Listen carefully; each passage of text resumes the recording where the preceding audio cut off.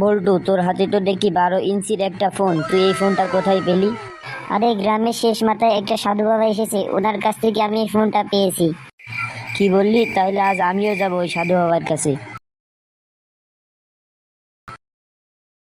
ভাই, ওই সাধু বাবা তো দেখি 1 নম্বরে ভণ্ড। কেন, ও আবার কি করলো? ওরে, আমি ওর কাছে 1 বস্তা হিরে চেয়েছিলাম, বাড়ি এসে দেখি আমার বাড়ি 1 বস্তা জিরে পাঠিয়ে দিয়েছে।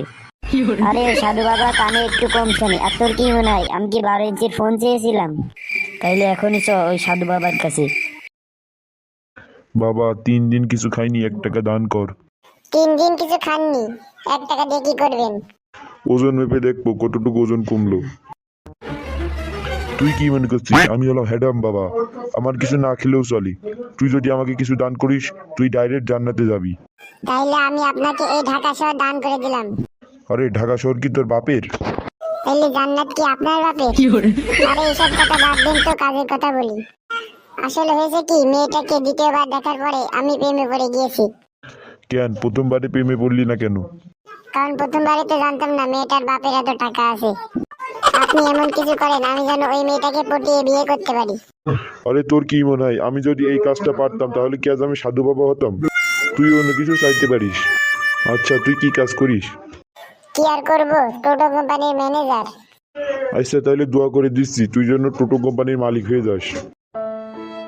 আপনি এভাবে হাওয়ায় ঝুলে থাকেন কেন? ওর থেকে আমাদের সাথে চলেন, আপনাকে একটা কাজ দেবো, আপনি প্রতি মাসে 15,000 টাকা করে আয় করতে পারবেন। আমি নিজেও এই কাজটি করে প্রতি মাসে 15,000 টাকা করে আয় করি।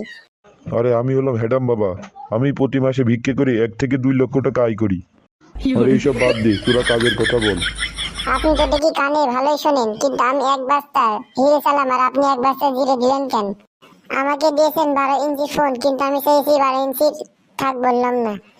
আরে তোকে যদি 1 বস্তা হিরে দিতাম তাহলে তুই এই পৃথিবীর সবচেয়ে বড় লোক হয়ে যাতিস। আর তোর 12 ইঞ্চির ওইটা দেওয়া সম্ভব না, সেজন্য তোরা সব বাড়ি ফিরে যা। তুই আমাকে এই কোন ভণ্ড বাবার কাছে আনলি? তোর দেখা হয়ে গেছে, হায়দার বাবা 1 নম্বরের ভুয়া।